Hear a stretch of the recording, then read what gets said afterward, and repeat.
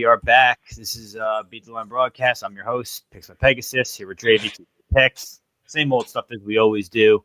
We got UFC Vegas 102, Cannonier versus Rodrigues. We're going to give you full bets, breakdowns, and predictions for the full card. We're going to make you some more money. Real quick, last week, mediocre pay-per-view, but just because it's a mediocre pay-per-view doesn't mean there wasn't a chance to make money, right? I went 5-3, made 5.52 units, had my first actual Pegasus pay-per-view of the year. Finally, I was due. Was glad to hit. Weili Zhang, both the money line and the live line, great bets. I mean, we were all on Rongzhu. We made money there too. That was a pretty good rhyme, honestly. How'd you guys do this past week? Yeah, I won 3.5 unit. Pretty good slate overall. Good reads on the money line this year. You know, cashing underdogs left and right.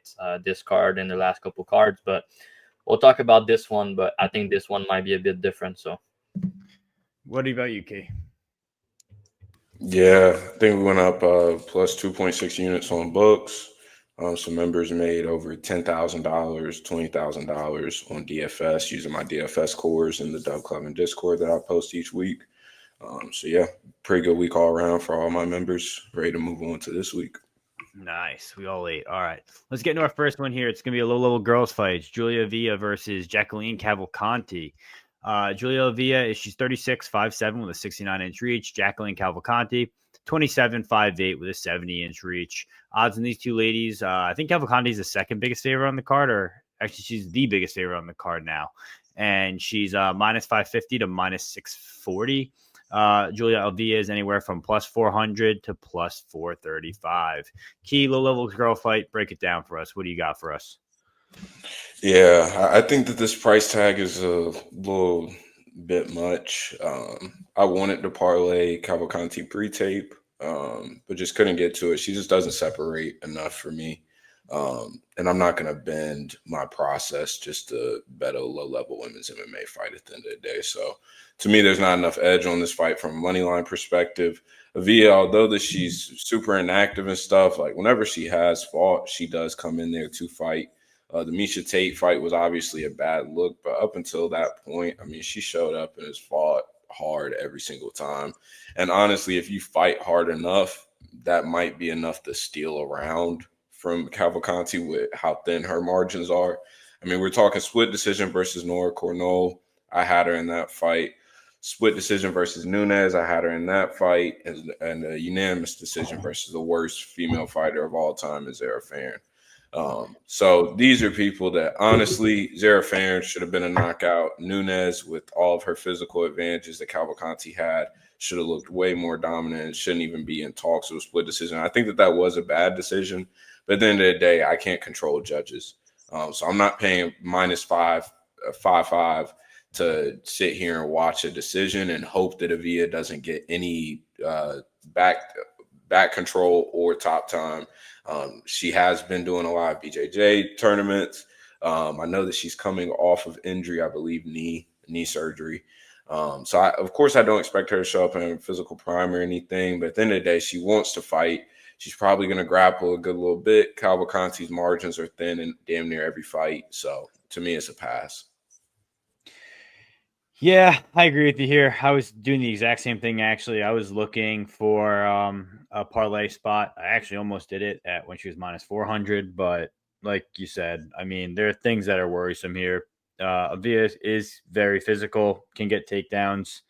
That worried me. Cavalcanti's leg kicks are going to be money. The striking is going to be there. I think Cavalcanti wins pretty easily. Avila also crazy layoffs. We actually just saw her out wrestled last fight against Miesha Tate. That wasn't a good look. So I think these girls are just past their prime at this point. Cavalcanti is just going to I think she's just going to piece her up. Probably, what's Cavalcanti by decision? It's probably going to be like, what, minus 200 or something like that. Let's see. Cavalcanti is minus 250 for decision. So yeah, that'll be my bet. Cavalcanti by decision. What are you thinking, Drav? Yeah, no interest on this fight. Just to touch on a little bit what you said about the injury. I also listened to an interview about Avila, and she kind of said that she's coming back a little bit too soon. which is weird to hear about a fighter. So is she coming here for a paycheck? We don't really know, but she said that she's coming here a bit too soon. So I don't know what to think about that. She looked washed in her last fight. She's inactive. Her last fight, you gave her shit, but at the same time, it was Miesha Tate, and her game is grappling. I don't see Cavalcanti doing much grappling here at all. So yeah, Miesha Tate like washed her in the grappling, and it was her first fight coming back after a layoff and pregnancy. So maybe she's gonna look better here. I don't really know, but at the end of the day, I think Cavalcanti is gonna win. But like, she has split that she shouldn't have been split, but not only once, but a couple of times. And it's clear to me that the judges don't love her style. And yeah, I just at a big price like that, if I don't see much finishing upside, it just I can get to it personally. But yeah, she's the much younger girl, taking it seriously, look to be in great shape, and I think she's gonna outpoint her to a decision. But there's just no way for me to play this fight because even the over, like if Avila is coming here for a paycheck and she's a wash, I guess she could get finished. And she hit hard herself, so I'm not gonna pay a minus 3xx for an over. And then decision prop for Cavalcanti, which is like the most obvious outcome. It's not even they're giving us minus 150; they're giving it minus 2xx. So yeah, I'm just gonna predict Cavalcanti to win a decision. But as far as betting goes, it's just a complete pass for me. I think it's a weird fight. Yeah. All right. Next fight we have is Walter Walker versus Don'Tale Mayes. Walter Walker is 12-1, 27-6-6 with a 78.5-inch reach. Don'Tale Mayes is 11-7, 33-6-6 with a 81-inch reach. Line on these two gentlemen, you can get Walter Walker anywhere from minus 225 to minus 235. You can get Don'Tale Mayes anywhere from plus 180 to plus 190. Drav, I have a feeling you like this fight. This is pretty straightforward. It's striker versus grappler. What do you think? Yeah, so on Twitter, Couchwater just said that my max bet is Don'Tale Mayes. So maybe you guys are going to tune in and be like, oh, what is he doing? But yeah, we were just joking. Obviously, I didn't max bet Don'Tale Mayes. But yeah, I mean, you wanted to. Yeah, I was close to do it. Nah, seriously, looking into this matchup, I think it's a good matchup for Walker. Obviously, the line move, and I think it's justified. He just has a big grappling edge here, and at heavyweight, that's something that some of these guys, when they have big grappling edge, they can capitalize and win a lot of fights. Look at just Almeida, just watching these guys on the ground.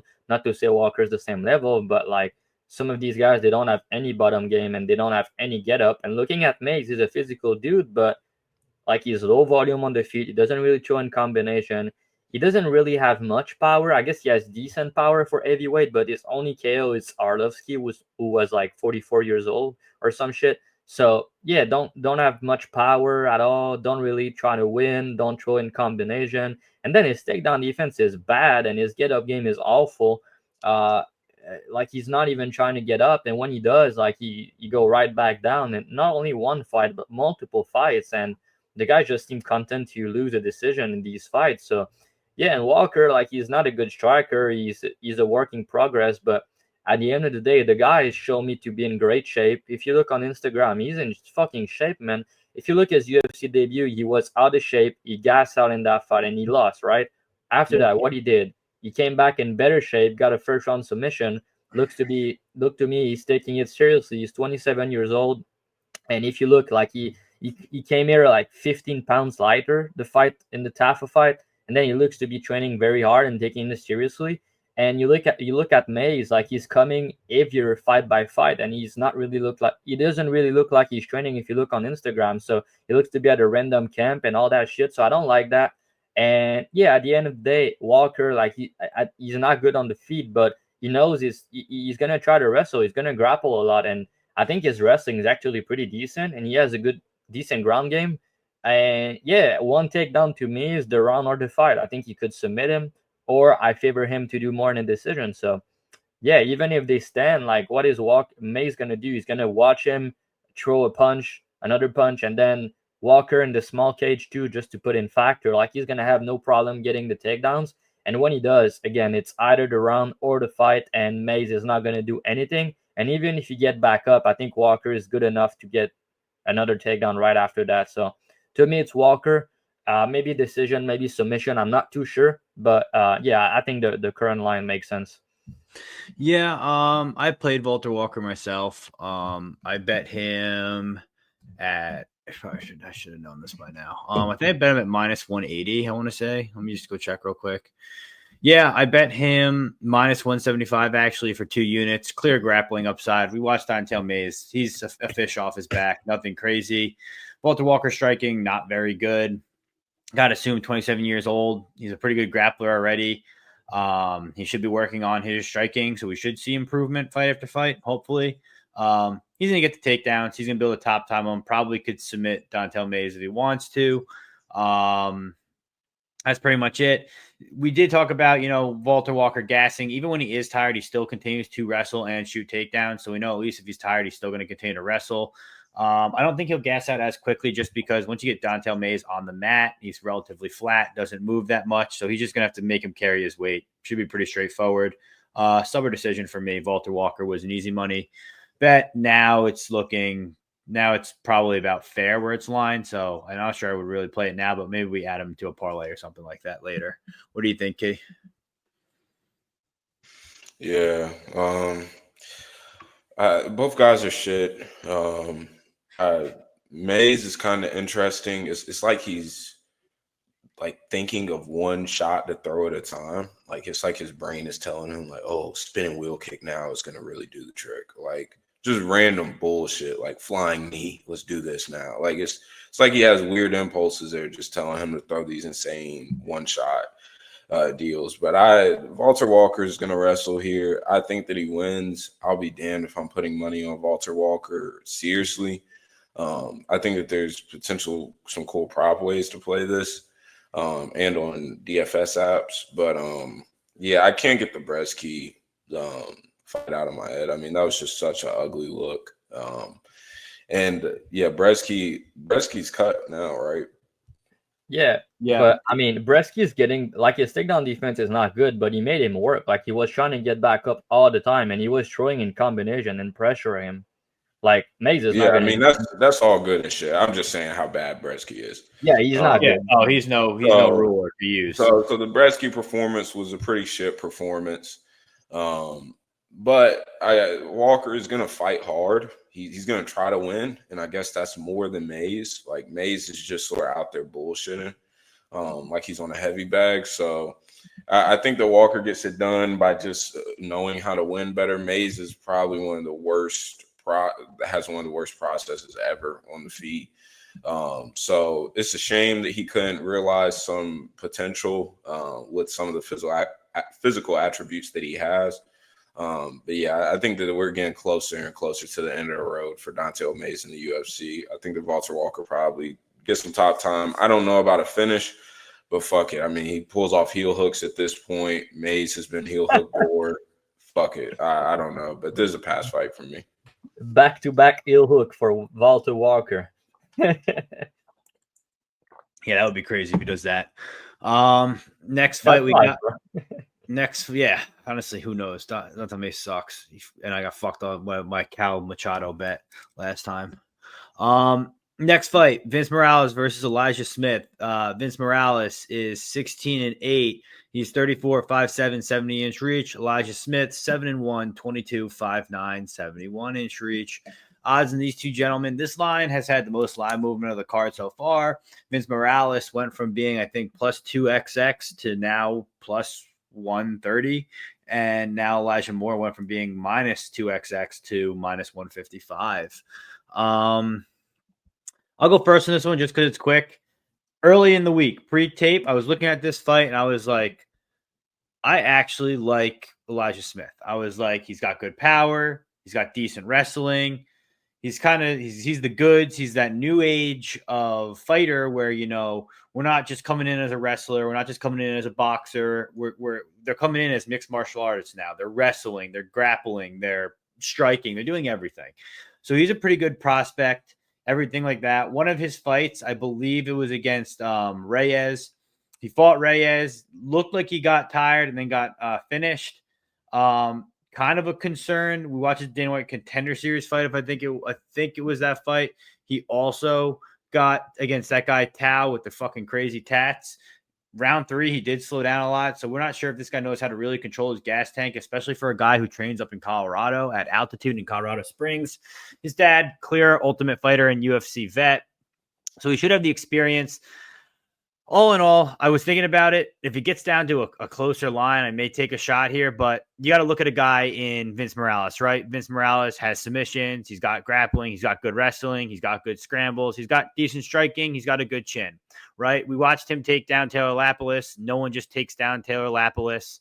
That was pretty impressive from that standpoint. He lost, but you got to remember, I had Lapilus in a parlay. And Lapilus won the fight, but I thought it was going to be a lot easier, and it definitely wasn't. Vince Morales is that dog, got that dog in him. He likes to fight. He's one of those guys that if he's around in round 2, round 3, that may be an issue for Elijah Smith. I think Elijah Smith has a lot of future in the UFC. He's 22 years old. He's young. I'm not sure if he's ready for this vet test against a guy who's like a vet, and he's also a dog and wants to win. So, I'm going to take Vince Morales as my prediction here. I have no bet on this fight. Like I said, I'd probably bet Smith if the line gets closer just because the value's kind of gone on Vince Morales. But, yeah, I'm going to take Vince Morales either a late finish or a decision. What are you thinking, Key? Yeah, Vince Morales, at this point, pretty much counts as a vet, ultra vet at this point, with how long he's stuck around. And getting the second run in the UFC, short notice versus Lapilus. I think that was like a little over a week, I believe. I remember whenever they made that switch. And he went to France too, right, for that? Yeah, that was in France too. So that's rough. And Lapilus is a tough go for anybody, and damn sure hard to take down. And Vince getting him down a couple times is a good sign. I think that this is dumb matchmaking. By the UFC. I don't think that Smith needs to be fighting this caliber of guys. I mean, we're seeing other guys get layups. Give this kid a layup.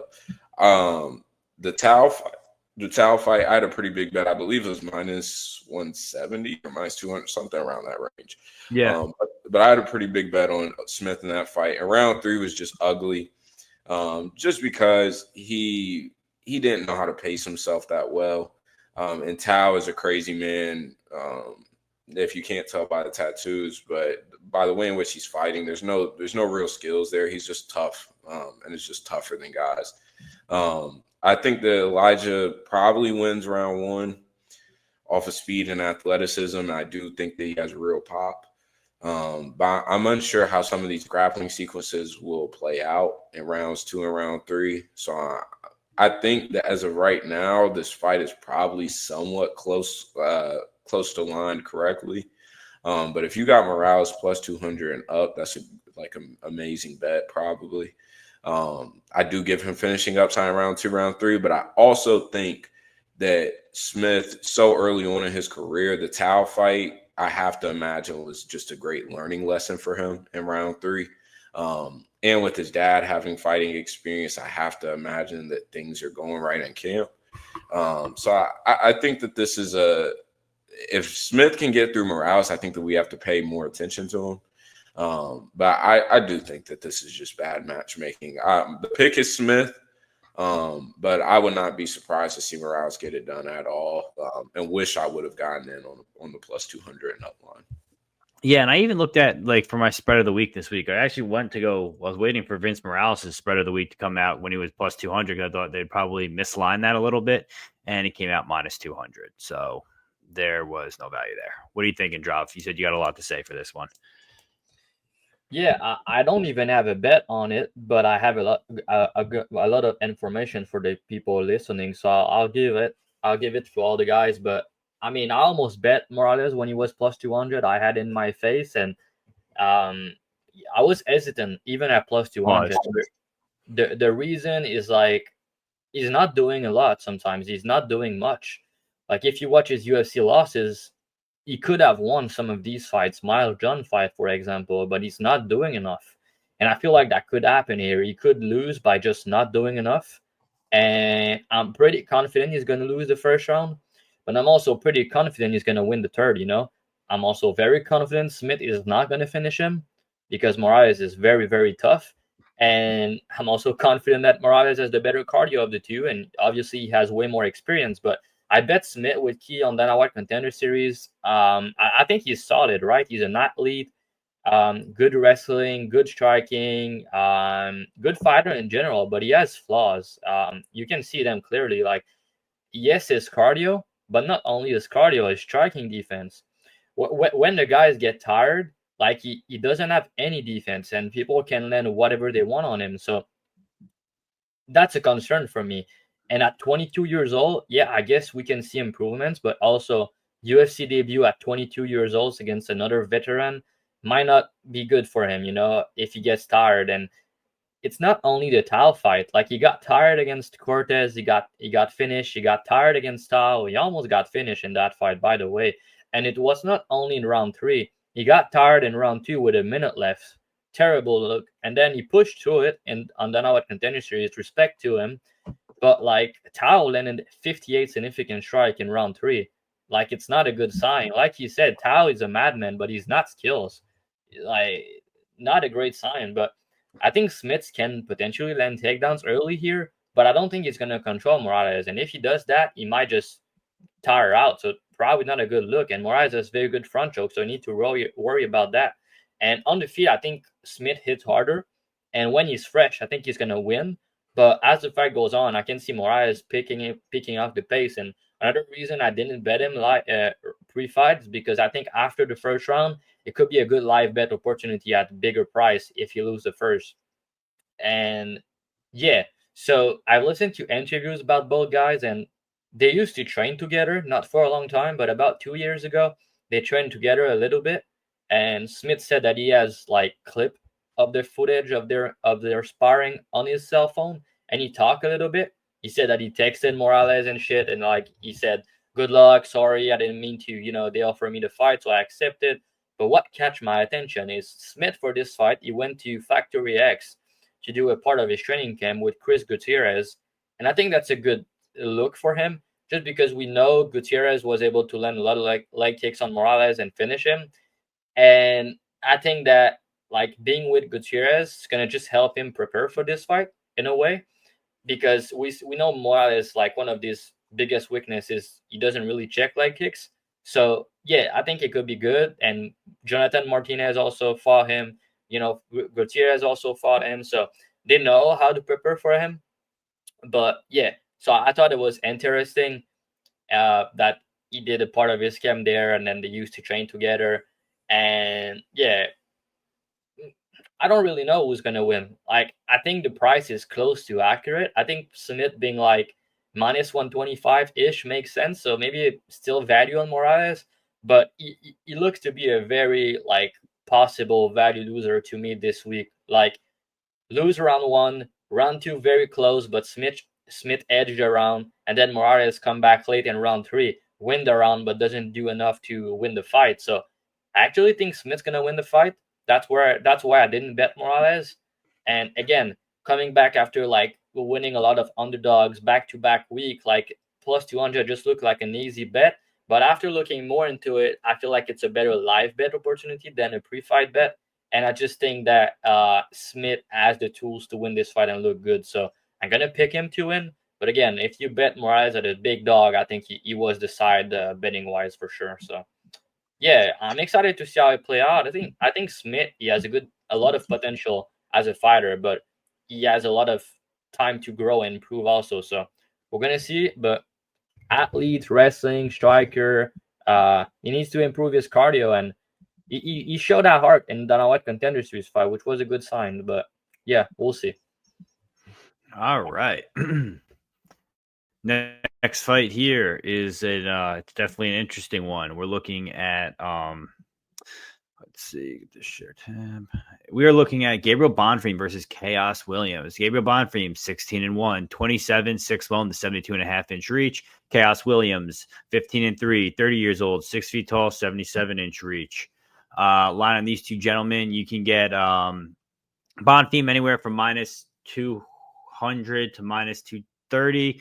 Chaos Williams anywhere from plus 170 to plus 186. Key, what do you think? Gabriel Bonfim finds the win here, Or are we putting the hood back on the map, baby? What are you thinking? I think the Bonfim, if he fights a smart fight, I think the Bonfim can get on top. And if he doesn't want to fucking pull Gilly 1,000 times and blow his arms out, that would be nice. But I think the Bonfim has sub upside here.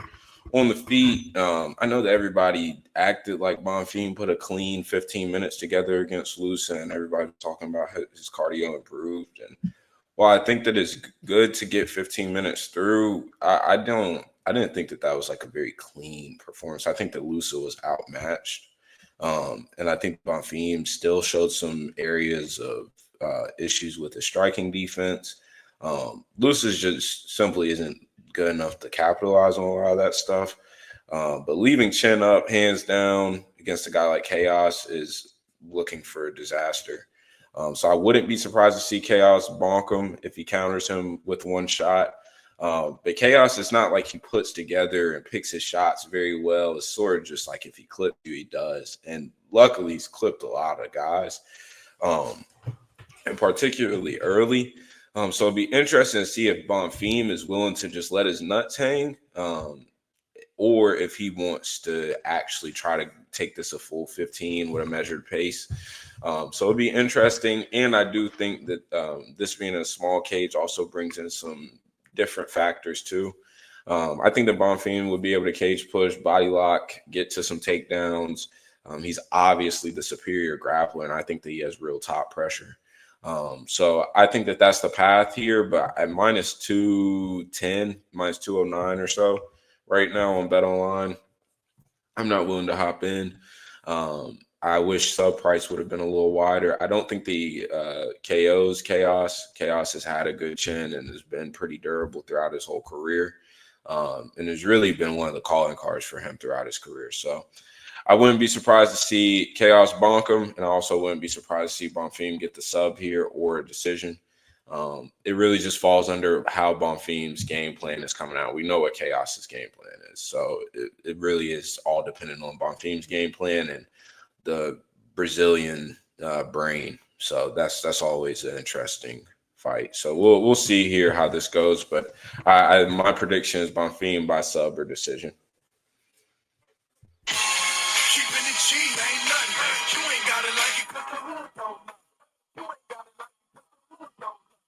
Yeah, this is a Chaos Williams spot for me, honestly. Gabe Bonfim, he was my first ever max bet on the page. I love the guy. He's a slick grappler.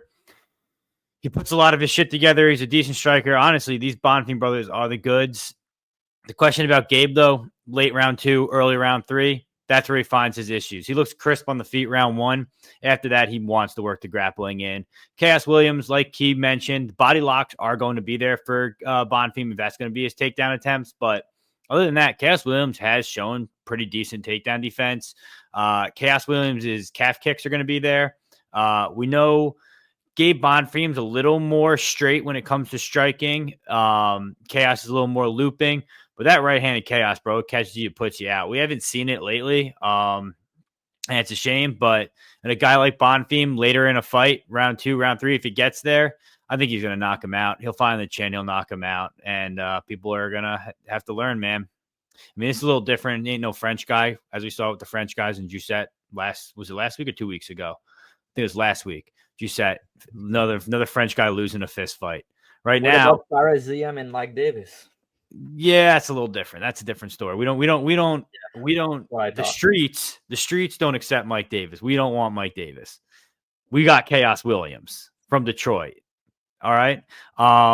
Williams by knockout, probably live.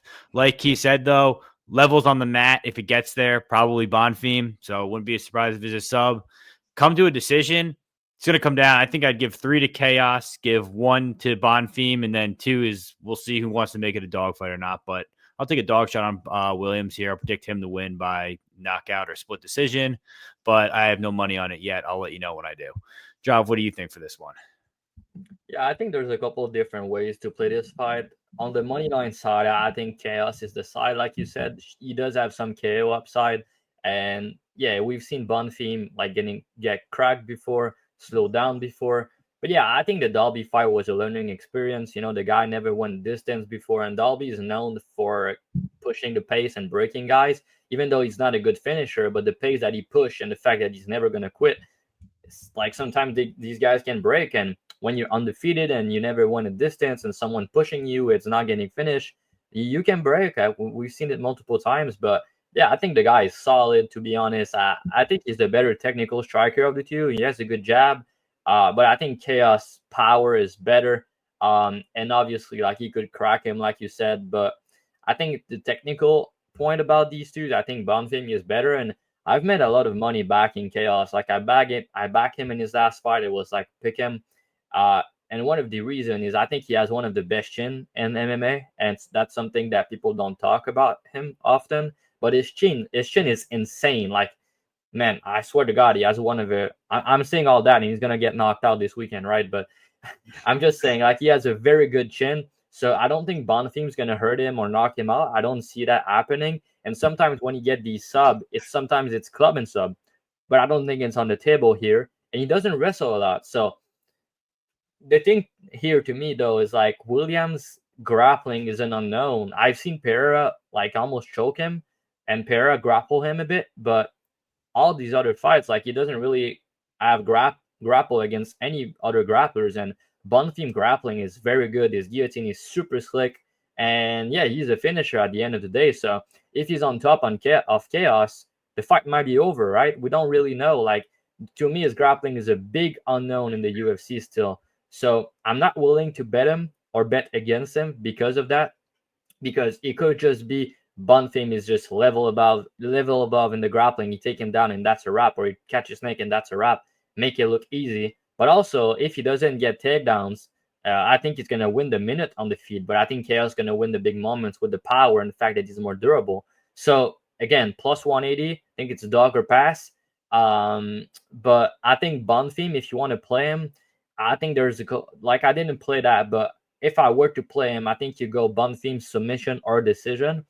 It's minus 130 on Bet365, and I think it's better than moneyline just because I don't see a KO. I think Chaos chin is insane again, and you get him winning a decision by, wrestling and winning minute on the feet, or him getting a sub at minus 130. So it's better than moneyline at minus 220 for me personally. But I'm gonna predict him to win. But again, too much unknowns on the Chaos side as far as grappling goes for me to bet this fight. That's kind of a crazy line for his two most likely paths to win. That's pretty low. I would have thought that'd be more. But all right. Next fight here we have is Rafael Estevam versus Jesus Aguilar. Rafael Estevam is 12-0, 28-5-8 with a 69-inch reach. Jesus Aguilar is 11-2, 28-5-4 with a 62.5-inch reach. Odds on these two gentlemen right now. Second biggest favorite on the card, I think second biggest favorite on the card, Estevam, minus 400 to minus 425. Jesus anywhere from plus 315 to plus 265. Drav, I'm going to have you just go right back to it. What do you think here? Do you think Jesus gets lucky again and gets one of his dumbass subs, or gets a robbery, or do we think Estevam just puts it on this boy? Yeah, I don't think it's luck. I think the guy has a very good guillotine, and that's his move. He's very good at getting the guillotine, and he's very fast at like closing the show with the sub, especially the guillotine. That's his move. He even had Tyra in a guillotine early, like he had him. So yeah, I think in every fight, even the fight that he's losing, he's always trying to sub the guys. So I think the way he wins this fight is catching Estevam in a guillotine more than likely. But I'll say, though, watching back his tapes, I was kind of impressed with his leg kicks. He dropped a lot of guys with leg kicks. I was kind of surprised with that. He dropped Mendoza with leg kicks. He dropped Tyra early on with leg kicks. So he does like very go at it with his leg kicks. And obviously on the feet, he has an overhand right with power, and that's about it. But Estevam, I don't think his striking is that good. But I watched back a lot of his tapes, and I think the guy is honestly very solid. Like the grappling that he has, the wrestling that he has, the ground and pound, the submissions, the pressure that he put on the feet, he spam kicks and shit like that. It's not the prettiest, but he knows its game. And I don't like that he has not fought in over a year. But you know, Charles Johnson win is aging well. I know he gassed out in round 3 and he missed weight in that fight. Aguilar also missed weight in his last fight, so that's going to be interesting to see because Estevam is much bigger than Jesus in that fight. So I'm kind of interesting to see the face off and the weighing in for it. But yeah, I think as the fight goes on, it could get tricky because I trust Aguilar cardio more in round 3, and I think he's going to have opportunity to get a guillotine. If you look on Bet365, you can get Aguilar by submission at plus 900. I think it's a silly price because that's his most likely path to victory for me. And on the money line side, I understand why Estevam is a big favorite, better minute winner, bigger guy, top time upside. And Aguilar, like his takedown defense is not great, and he's shown some bad things off his back. So yeah, outside of a guillotine and some overhand and leg kicks on the feet and winning round 3 to close decision, I don't really see him winning. I wanted to bet him because he's a big dog and he cashed multiple times as a dog, including Dana White Contender Series. He's 3-1 as an underdog. So yeah, that's something to take note of. But Estevam with the layoff, I can get behind that price because of the cardio. But his cardio is not terrible. Like he slowed down in round 3, but he pushed crazy pace to slow down at the end of the fight. And Johnson was still not able to finish him in round 3. And we know that's his best round all the time. So I don't really think Aguilar finish outside of a sub, but the price is too much for me to get involved. So as far as the pick goes, I'll go Estevam. Maybe he's going to finish him, but I have a feeling he win a decision here.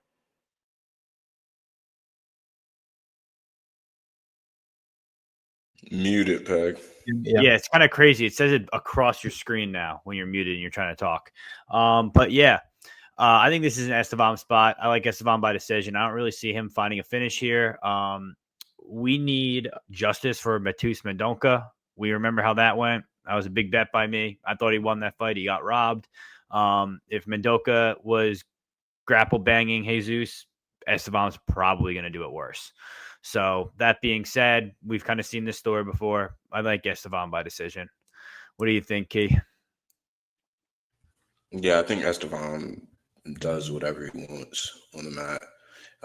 Real top pressure, real ground and pound. I wouldn't be surprised to see him get the sub here either. But Aguilar is, in my opinion, mean, gilly, or bust in this fight. Estevam's pretty defensively responsible on the feet. I don't expect for him to get bonked by overhand or anything. The leg kicks are a worry, but you got to stay on your feet long enough for those to add up, and I don't think that Aguilar is going to stay on his feet long. I think that Estevam's going to get to a clinch, find a takedown, whether that be through trip, double leg.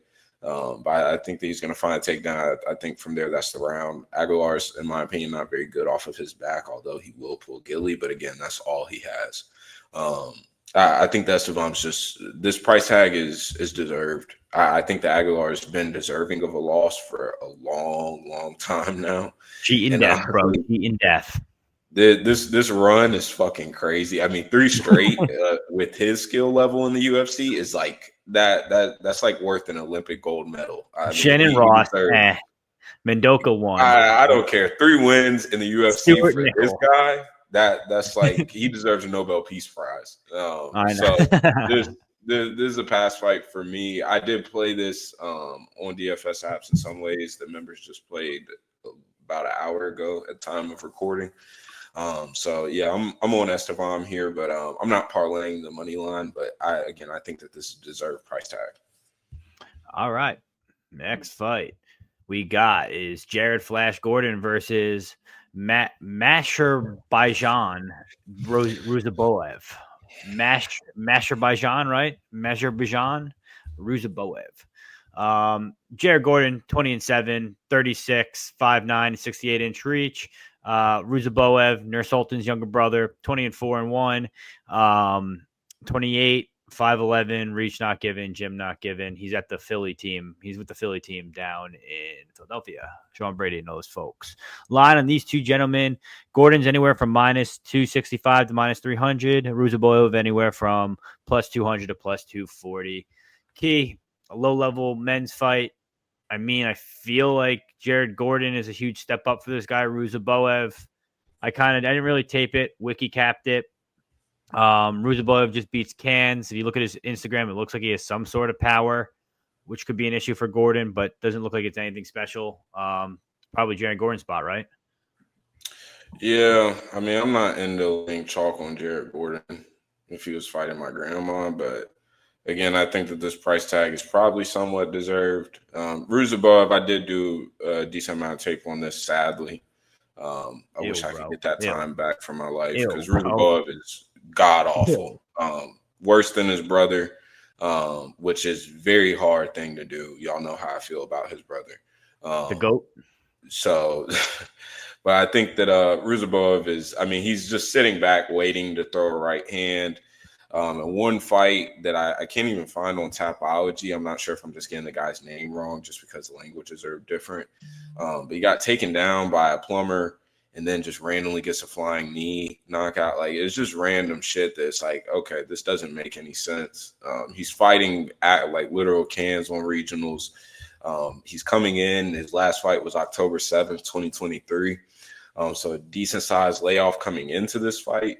He's not good off of his back. I wouldn't be surprised to see Gordon get on top and cause some havoc there. But I think in boxing range too, Gordon will be more active. Ruziboev is pretty content with letting you get off shots and just hoping that he finds some counter over the top. And he does have power. But again, he's really stiff on the feet, in my opinion. It's not like he's filling the space with anything. He's content with just sort of backing up. And if you're backing up against regional and plumbers, I'm not sitting here thinking that you're a real UFC guy.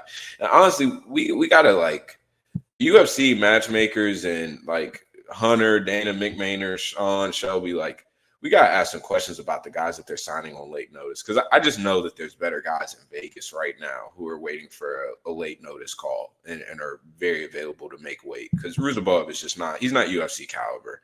I don't. His brother has managed to have a fraud run through the UFC. But there's no chance in hell this guy gets more than 2 UFC wins, in my opinion. So, Ruziboev, I think that Gordon gets it done here, but I have no interest in this fight whatsoever. Yeah, I'm thinking Gordon money line too. Drav, what do you got? Yeah, outside of a KO, I mean, Ruziboev should lose this fight. Like, obviously, short notice, UFC debut, step up in competition. But Gordon's 36, just went to war. He doesn't have the best chin. And Ruziboev, I think the only thing in his game is that he's going to throw hard and trying to kill somebody. That's the only thing he's good at. So it could be there. Like, Gordon can be looking good and get caught. I think that's possible. But if I were to play Ruziboev, I would just sprinkle a little bit on the KO prop. It's not out yet, but I assume it's going to be a big price. Yeah, I bet Gordon decision last fight plus 325. I'm looking back at it. I thought that he won that fight against Nasrat. That was bad, but it was a war though. Like, he went to war. And I mean, if you look at it, like, he should have won that fight against Nasrat, and he should have won that fight against Paddy. So the guy should be 13-0 to the decision. So that's like amazing. But yeah, again, he could just show level here, but he has a suspect chin and he's 36. So it's not the type of bet I'm willing to make, because Ruziboev, not a good fighter, but at the end of the day, he has power and he's going to try to kill him. So I don't think he does. I think Gordon's going to win, but if anything, he's live for a KO. So yeah, just a pass fight for me too. Yeah. Okay. Next fight. It's going to be a low-level girls fight, right? Angela Hill versus Caitlin Souza, my hero. Angela Hill, 17-14, 40 years old, 5'3", 64.5-inch reach. Caitlin Souza, 15-4, 29, 5'3", 63-inch reach. Odds in these two ladies, it's pretty much a pick 'em. Yeah, straight across the board, pick 'em, minus 110 apiece. Key, break it down for us. Yeah, me and Dravy back in the day, whenever we bet Souza versus Karine Silva, which I still say if Silva doesn't get a fucking leg lock, that bet would have ended up looking somewhat good. But we were joking back then about her being Floyd Mayweather with some of the boxing exchanges that she was showing. The head movement, bro. And on regionals, yeah, I mean, the head movement was pretty crazy. I'm not gonna lie. But I think that she has real tools and traits. I thought that Rodrigues was gonna do nasty things to her last time out, and Souza just found the button right on. And although Rodrigues was up in strikes in that fight, and Souza obviously needed a moment, she found her moment, the perfect shot. But we're now talking about Souza like she's Mike Tyson. And I don't think that her power is that elite or anything. I think that she is one of the few girls who does have some pop, but she's not like Gabriela Fernandez and like other names that come to mind whenever I think about real pop in women's MMA. So I think that Souza is decent, but I think that this line is sort of an overcorrection. If this was a fight, if we never saw the Origi fight and we are getting this now, I think the Hill would be upwards of -200 probably. So I think that there's a lot of recency bias off of one moment. It wasn't like we saw Souza put in a clean 15 minutes of work where she just beat the shit out of Origi. She had one moment where she caught her and then subbed her. And that is, I mean, great finish and looked amazing, blah, blah, blah. But if she doesn't have that one moment, what does this look like? I mean, we were just complaining a little bit ago that she couldn't put away Marnik Man. Everybody was complaining about that. And now we're treating her like she's God's greatest gift. So I think this line's a little bit of overcorrection. But at the same time, I'm not looking to back 40-year-old Angela Hill. The resurgence was nice up until the Ricci fight. And Ricci just physicality won, and activity bothered Angela.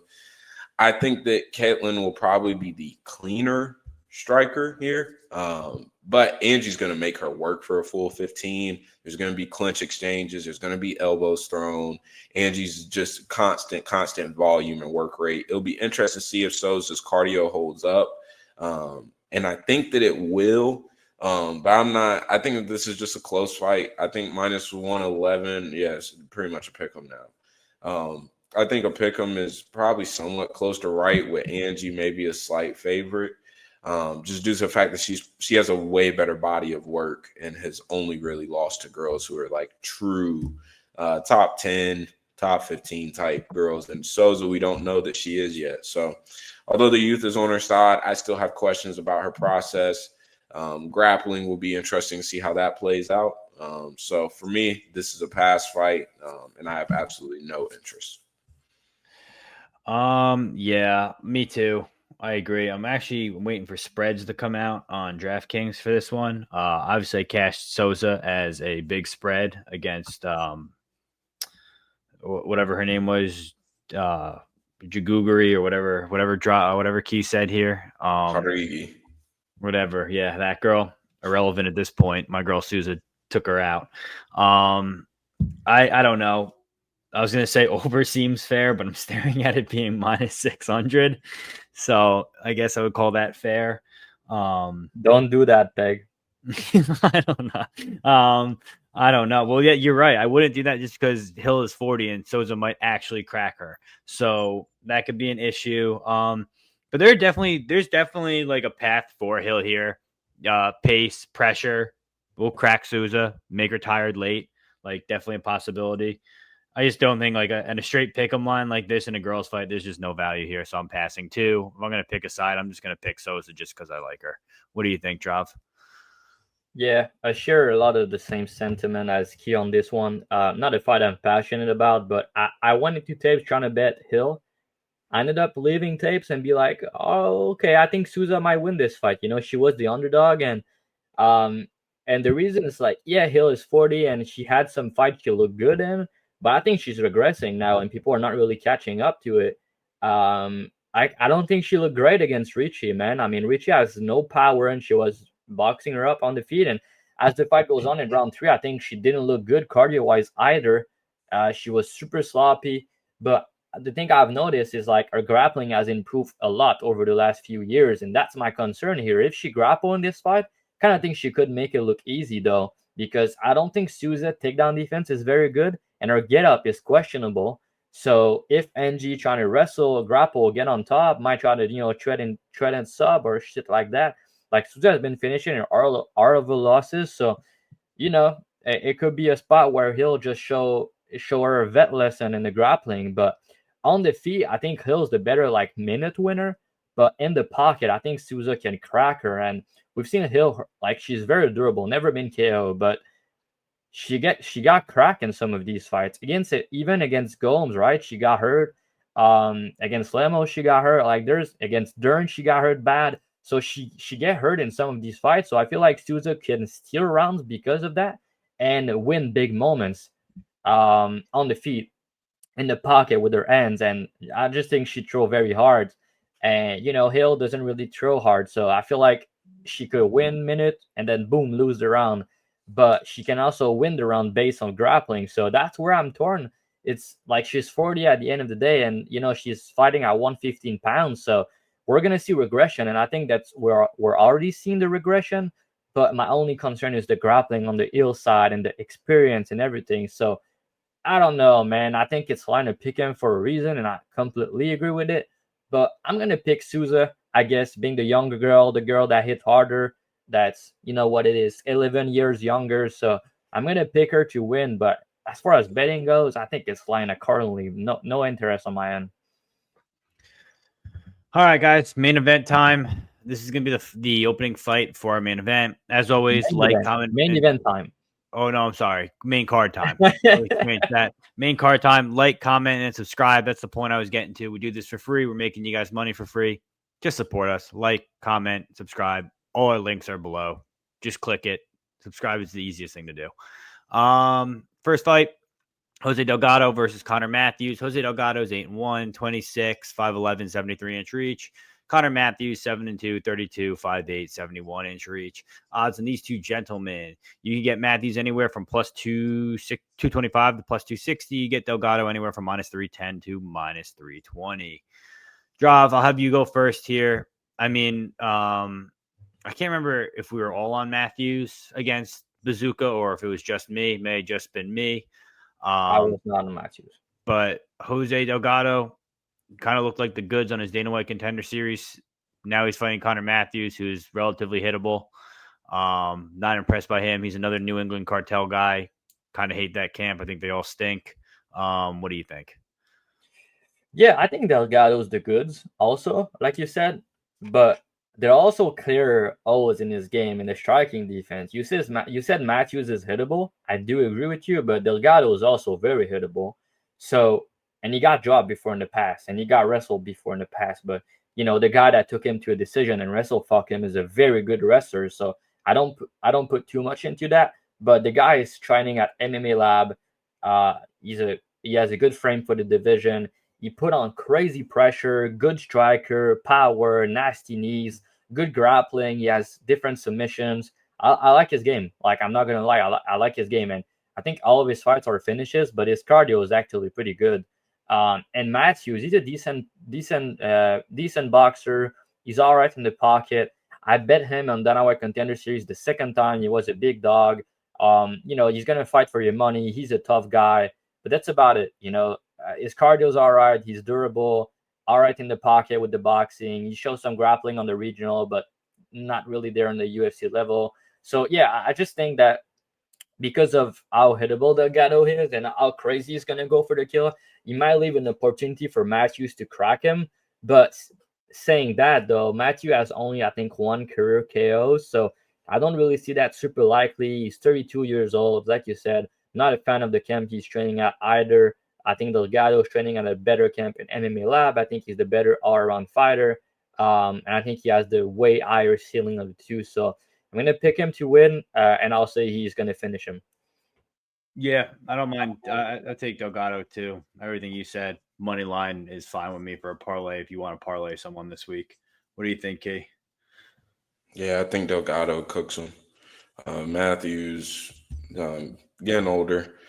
I think one thing to know, I think since the beginning of Delgado's pro career, let me look real quick. I believe that was 2022. Delgado, yeah, since the beginning of 2022, Delgado's fought 9 times, whole pro career, while Connor Matthews has fought 5 times. Activity is king in the sport. We said it last week. I said it with Wei Lee and Suarez. I think that is something that we need to be looking at more consistently in this community. Whenever guys are staying active, I mean, it's no secret as to why some of these legendary runs that we've seen, a common theme in them is always activity. So I think Delgado is solid. He's a little irresponsible defensively. He got dropped a couple times on regionals, but elite recovery. I'm sure MMA Lab is probably shooting him up with some good stuff.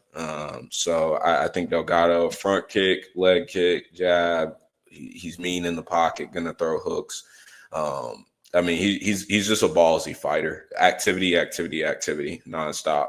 I don't think that Matthew's going to be able to handle the pace. Round 2, round 3.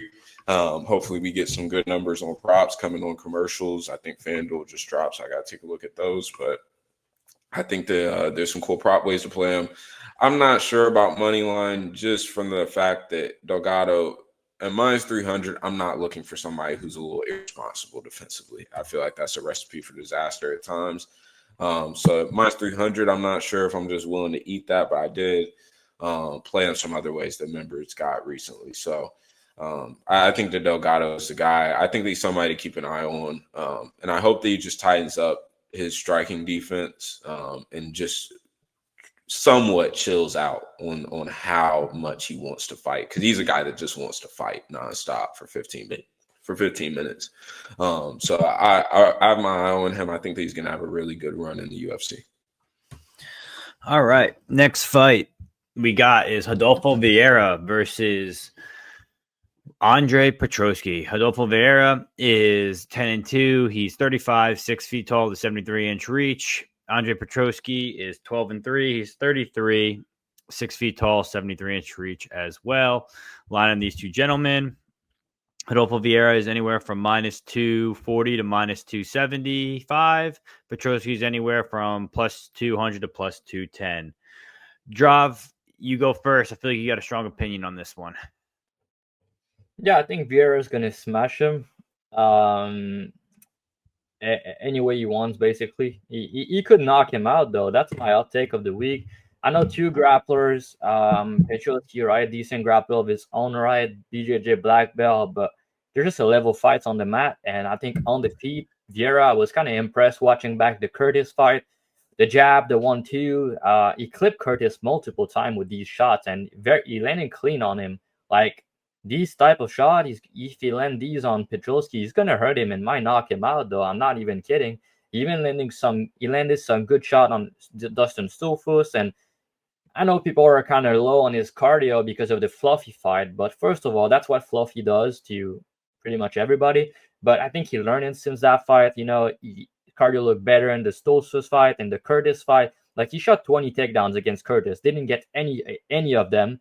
And he gas out with like 2 or 3 minutes left in round 3, right? He got beat up at the end of round 3, but like, he won the first round on striking against Curtis, and he almost won the second round only in striking, right? Curtis stalled around at the end of round 2, but he was losing that round. Vieira was piecing him up with the jab, and I think he has some sneaky power with the jab, and he's a better striker of the two. We've seen Petroski irk multiple times. The guy is a quitter. Like I said, good grappler, but on the feet, he's just okay. Durability is a big concern. I've seen him getting knocked out by Malcolm. I've seen him getting hurt by a jab with Malcolm. I've seen him, almost got finished against GM3 on the feet. He got hurt. I know Key still has PTSD from that fight.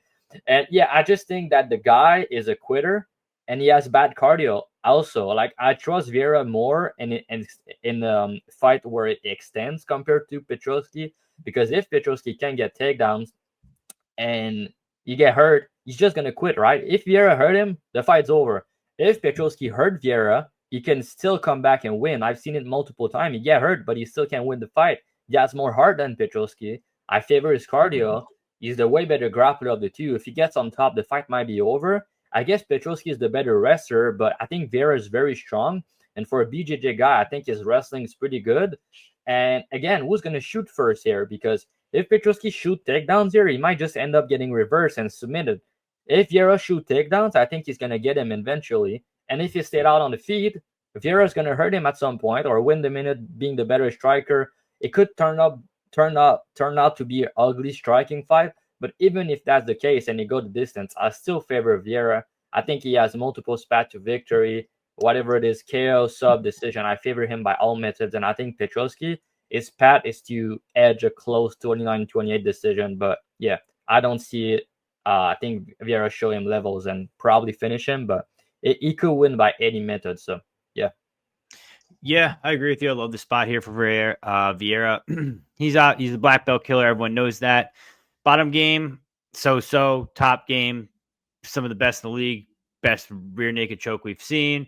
He's got the clear cardio advantage here. He's got the striking advantage, BJJ advantage. So he's covering all three check boxes there. Surprised the line was where it was. I think I played minus 210. Only real area I give Petroski the upside is the wrestling and top time. His top control isn't great. He's going to be able to get swept by the butterfly hooks of Rodolfo if it comes to it.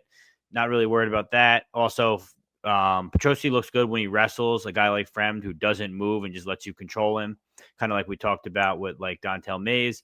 Rodolfo Vieira is a jiu-jitsu guy. He ain't just going to sit there and lay there and let you control him like that. So Petroski will gas out if it goes further. When it comes to hardware and cardio, favor Rodolfo Vieira there too. Malkoun hurt Petroski with a jab and also his hip. I was there live. Rodolfo also has clean, straight, hard jab. My original read was sub. I still think it's possible, but after watching the chin of Petroski deteriorate over time and watching how hard Vieira hit Curtis live for a KO, I'm going to wait to see the entire distance line, which I have not checked yet. Does anyone know the number for ITD for Vieira by chance or no? Yeah, I mean, on Bet Online, it's minus 115. And on commercial, you can get it's out on Bet Rivers and no, it's only on Betway. Oh no, DraftKings it's plus 100. Okay, so it's not really that great. But I think he's fair to KO, knock him out, or KO, sub him, or decision. I think clear Rodolfo Vieira spot here. What are you thinking, Key? Yeah, I think Rodolfo gets it done. Not too much to say. I didn't play him personally anyway, but lack of activity somewhat concerning. And I think he's only fought one time a year for the past like 3 or 4 years or so.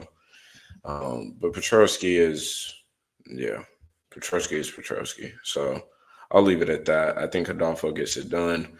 Petroski is live to bonk him or get some wrestling going and potentially not even necessarily top time, but just cage time. I think he could cage push a little bit.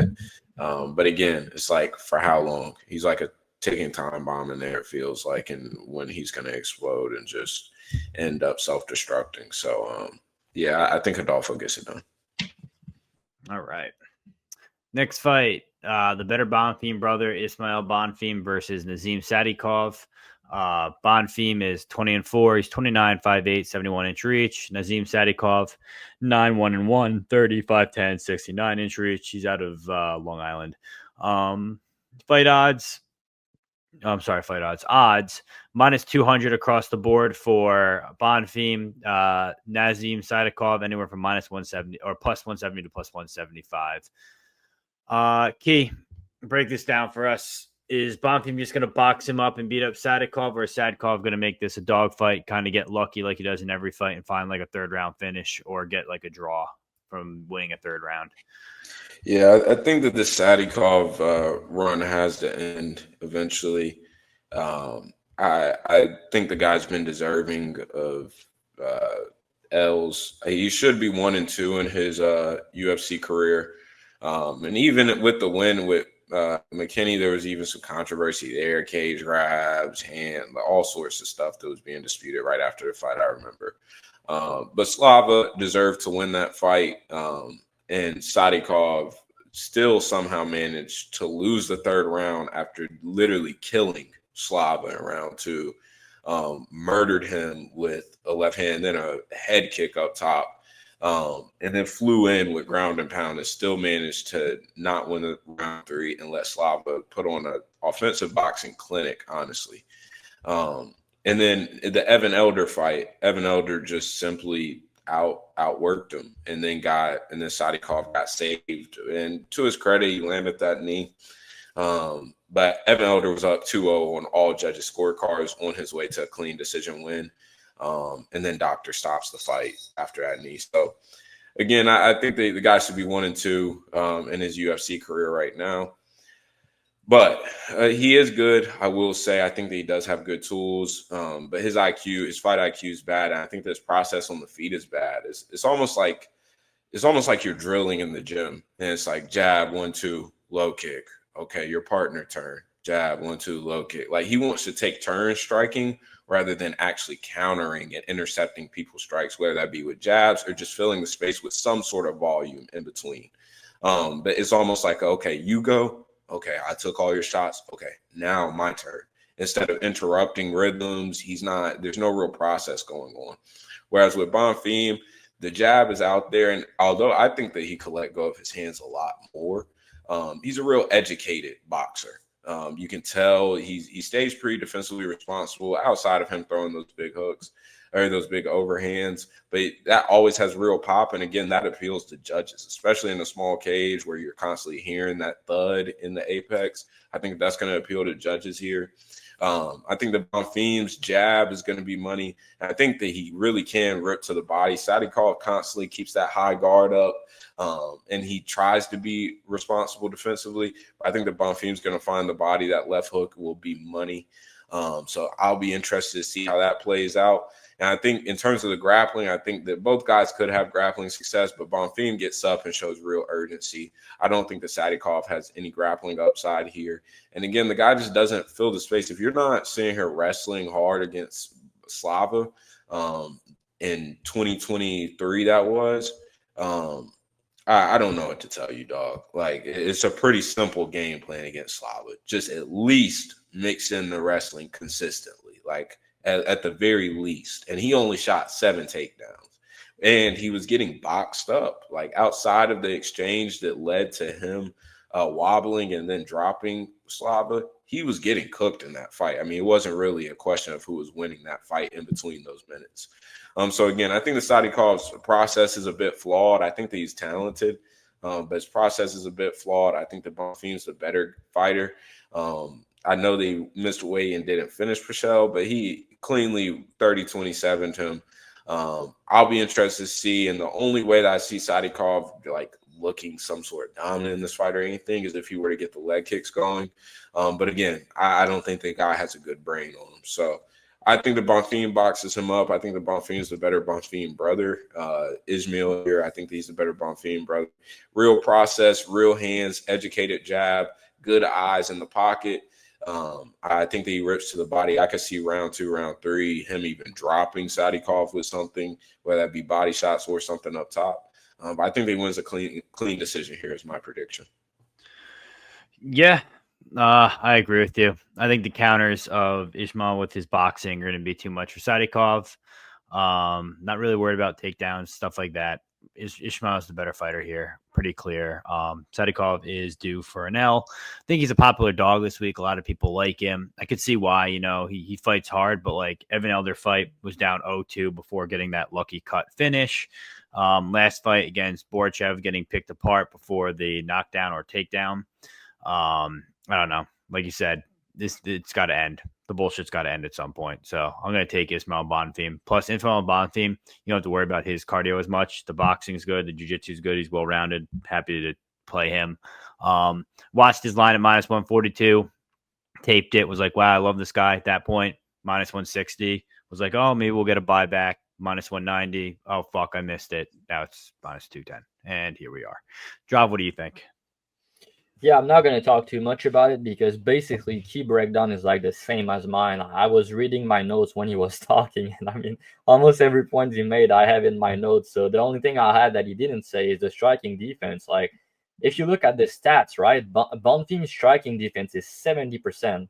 Like, it's amazing for UFC level. And if you look, like, he get hit 3.16 times per minute, but he lands 5.8 per minute at 58% clip. So that's very good. And if you look, Nazim, I was looking at tapes. I was like, this guy is very hittable. He get hit way too much.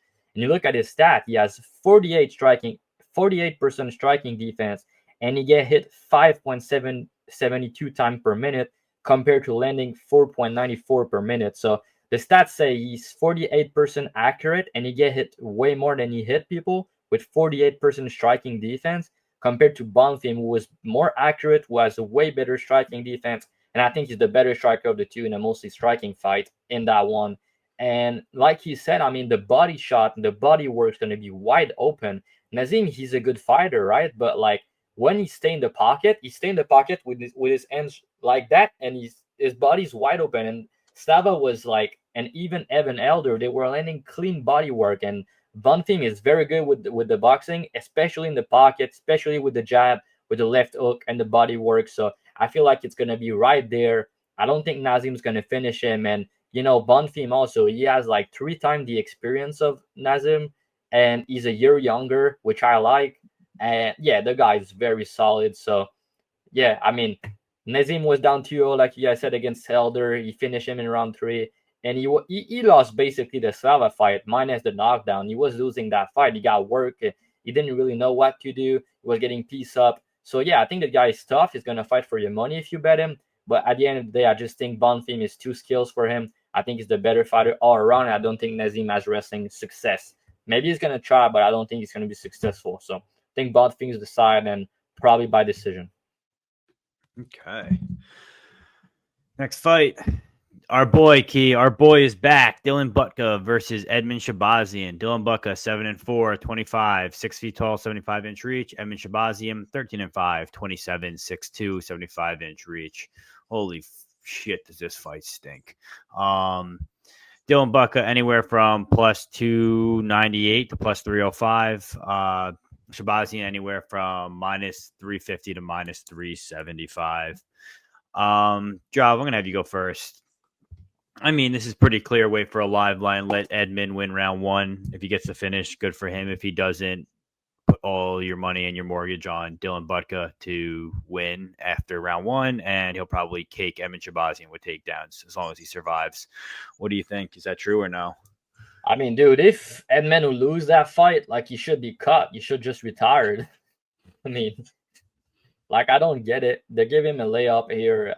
And I mean, shout out GM3. I was on his sub 2-3 in that fight, and shout out to him. He did his thing, but Budka's not a good finisher, not a sub threat, decent power, I guess, decent wrestler. But yeah, man, Edmund should beat his ass in the first round and finish him. If he doesn't, again, you should just retire at this point. Edmund round 1, if you want to look at it, could be KO, could be sub, but I think he's gonna knock him out in the first round.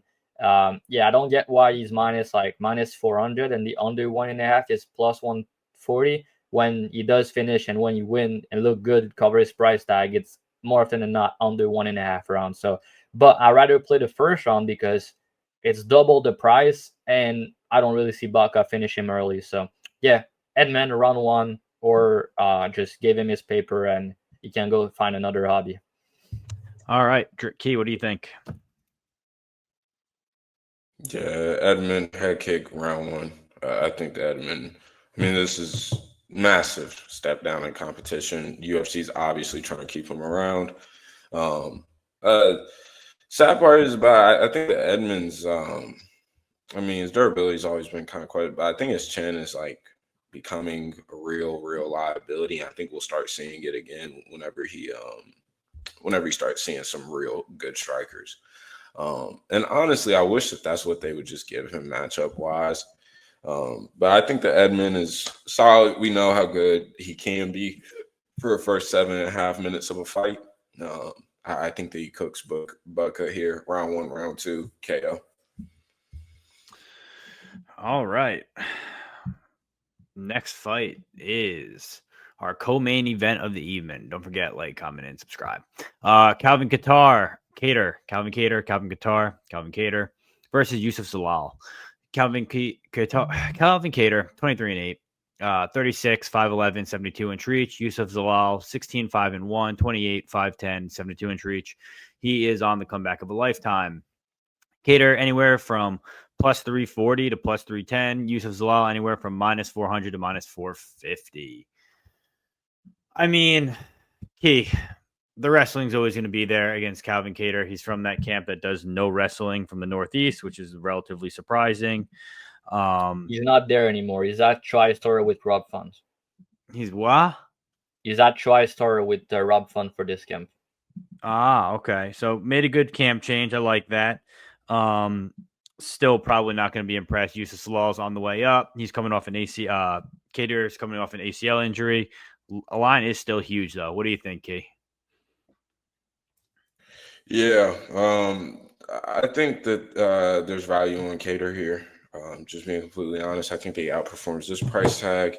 I mean, this is a tough sell, in my opinion. If you're parlaying Zalal, then you're like fully in on him being a legit top 10, top 5 guy in this division. And I'm just not sure yet. And although I think like this resurgence just makes it seem like he's that, I'm not sure that he's all of that yet. Kattar's a tough out for anybody. I know injuries and then getting wrestle fucked by one of the greatest bantamweights of all time, who is huge for bantamweight and now in featherweight is still a pretty decent sized guy. I'm not holding that Aljo L against him too crazy. If this was pre-Aljo fight, I mean, we're probably talking more maybe minus 200 Zalal, but I feel like there's a lot of recency bias. I think the Zalal is solid, low kick. It will be there. He'll get takedowns. But I'm just not interested here. I think that Kattar, again, outperforms plus 325. I think that he's a value loser at the end of the day. And I'm not sold on Zalal being God's greatest gift. So this will be an interesting one to see play out. And I have no bet here. Dravy. Yeah, I mean, Aljo fight to me was a bad look just because he didn't do anything in the striking. Like, he was just lost. So it was a bad look still, but he didn't get submitted. He fought tough, so he's still a tough guy at the end of the day. Kattar is super durable, decent takedown defense, and he's a BJJ black belt, I think, so his submission defense is on point. I don't think Zalal is going to submit him or finish him. I don't see that happening. And Zalal is also super durable, never been finished, fought guys like Ilia Topuria and all these guys. So he's very durable. I don't think Kattar is going to finish him either. I think it's going to go the distance. I think Zalal is going to win the decision, but a close one at that. Like, I think it's going to be a 29-28 type fight. I think Kattar has a lot of value on his line, but like you said, I think he's going to be a value loser this week. I think Zalal footwork is going to be too much. The way he switch stances, the way he just dance in the cage, and the way he mix up the takedowns, I think that's going to help him get the victory in that fight. But yeah, I don't think he finished. And I think, over GTDs are a good way to play it. I know Zalal has a lot of finish lately, but that's a big step up here. Fighting non-ring guys to fighting another like top rank improving guys. So yeah, Kattar has not looked the best lately, but if you put that fight down a year ago or 2 years ago, we're talking about Kattar minus 200, so it's a big price at this line where I don't think he's going to finish. So the value is on Kattar, but price, I'll say Zalal decision. And yeah, I think Zalal is very good. So yeah, it is what it is. But again, Rob Font last time out, he went to TriStar. He was prepared, good game plan, and he won as a big underdog against another prospect in Carter Phillips. Now, kind of could be the same story. Kattar didn't look good in his last couple fights. Switch camp with Rob Font, with going at TriStar. It's proving me that he's taking it seriously, at least that he wants to win. And these guys, they're really high level as far as preparation goes. So maybe come out here and upset another prospect at big underdog price. I would not be shocked if that happens. So yeah, things that I'll win as far as a pick. So yeah. Yeah, I agree. I think it's wide. Didn't know about the TriStar move, but either way, you're getting a guy in Calvin Kattar at plus 350. You can even get plus 330. So it looked like people falling Zalal. That's crazy. And like, don't get me wrong, Zalal's look good lately, but you're getting plus 330 on a guy. And by the way, people are like predicting the Zalal sub. If Aljo didn't find a sub, Zalal's not finding a sub.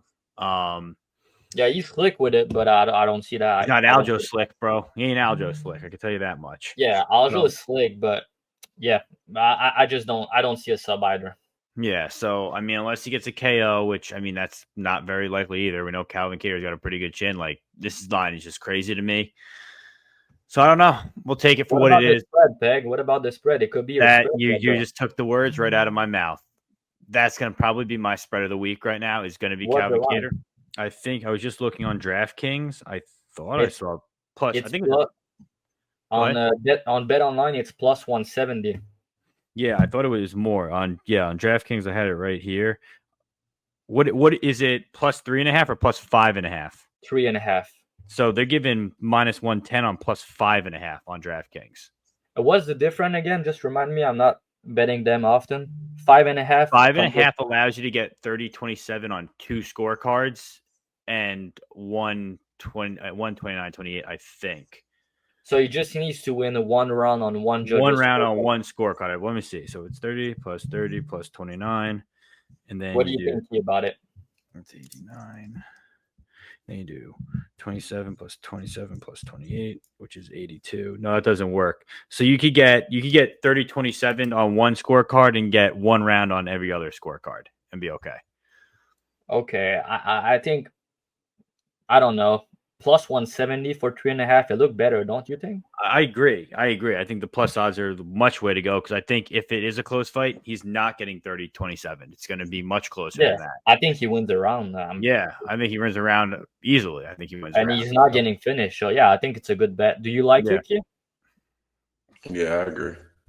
All right. So we got a group pick of the week, the spread of the week. I'll make sure to tweet that out probably tomorrow. But okay. But yeah, I agree. Honestly, I'm going to pick Calvin Kattar to win here for our prediction. Just for the value and for what it's worth and the jump up it is. I think everyone's writing him off, and that's the perfect time to bet on someone like Calvin Kattar. Especially like Drav said about that camp switch. Look how much different Rob Font looked and how much more prepared he was for that fight, where I thought Kyler Murray, the quarterback, Kyler Phillips was going to run right through him. And then we saw that, and it was crazy. So I'll take Kattar, the big plus odds. Main event of the evening, guys. Like, comment, subscribe. Jared Cannonier versus Gregory Rodrigues. Jared Cannonier is 17-8-0. He's 40 years old. He's going to be 41 in a week, I think, or something like that, or 2 months actually. Sorry. He's going to be. He's 5'11" with 77.5-inch reach.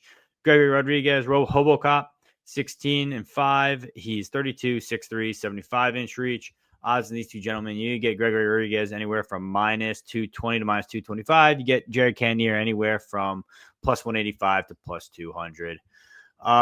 Key, take it away. What do you think for this main event? Yeah, it's sad to see Cannonier deteriorate right in front of us in real time. I think the guy, found his true weight class probably just too late in his career. It's amazing that he was able to still find a title shot at this weight class and have some career-defining wins. But I think that this is the end of the road here. And honestly, I just like to see him stop taking brain damage. Some of the ways that he's falling and some of his reactions to shots just aren't good. I know after the Vettori fight, everybody thought that he was just back. I think that was more on Vettori being not shit, but Vettori not being the caliber of striker that Cannonier is technically, rather than it was Cannonier just being so elite. I don't like this matchup. I don't know what to think about this. I think that Rodrigues does get it done, but he also has a questionable chin, and he's been bonked before. It'll be interesting to see how the grappling exchanges play out because RoboCop does have the grappling edge, and he's starting. Past 3 fights has takedowns in all of them, and we used to get mad at him for not using his grappling advantage more. So starting to see these unions grappling more is a good sign. I think that he does have potential create back exposure here and end up on the back for minutes at a time here against Cannonier. But Cannonier is an ultra vet. He's gonna be good. I don't see him necessarily getting subbed, but I can see control time. On the feet, it's a matter of if RoboCop does touch him.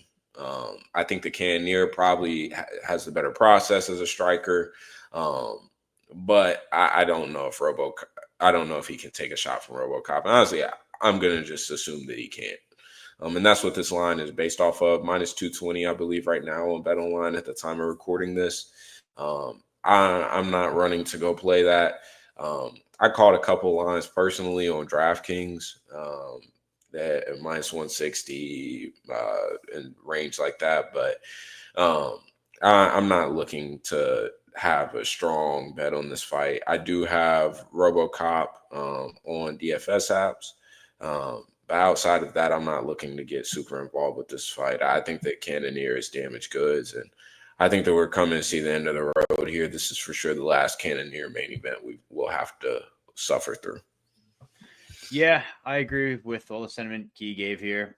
Personally, I'm not going to touch this fight at current odds. Under kind of seemed fine, kind of seemed square, kind of seemed like it made sense, kind of felt like it's probably to play.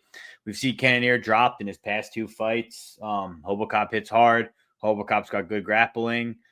I mean, it just seems it's like Jared Cannonier is on such a decline at this point, 40 years old, too old. I mean, Rodrigues looks like he's fucking 40 years old, but he's 32. It's kind of crazy. So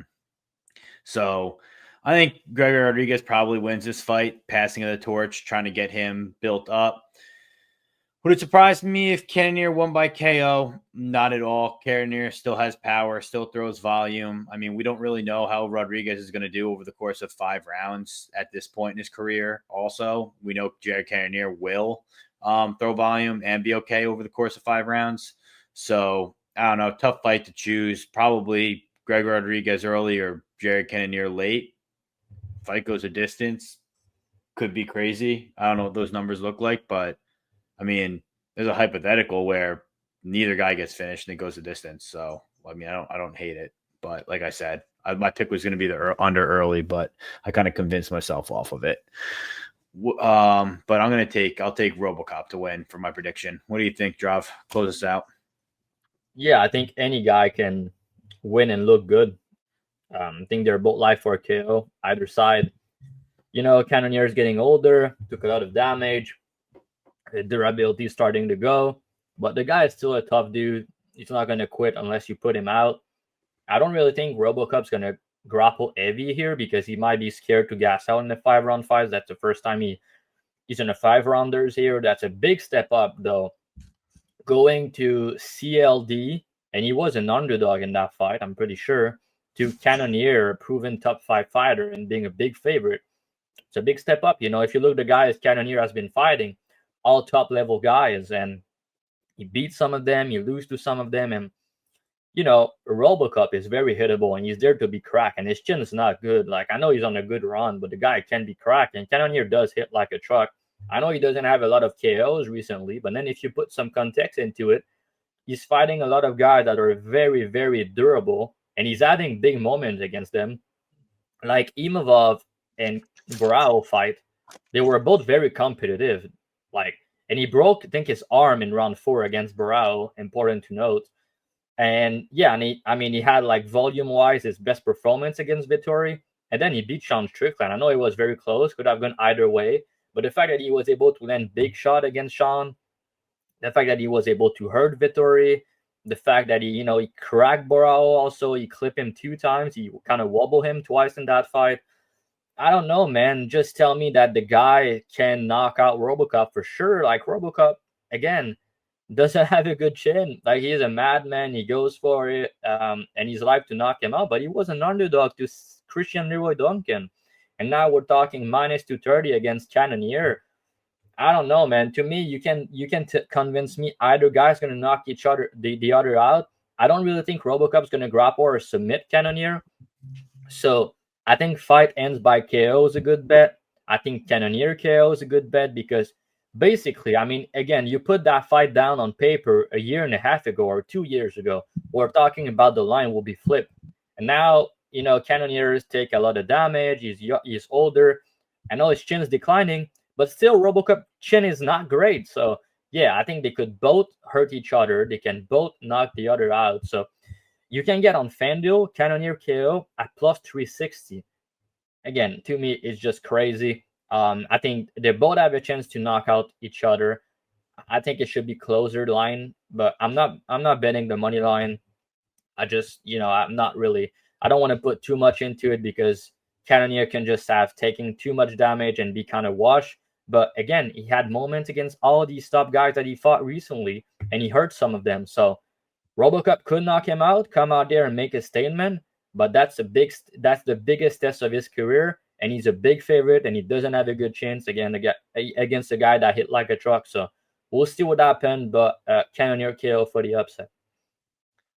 All right, that's the show, guys. Let's do our BTL parlay and get out of here.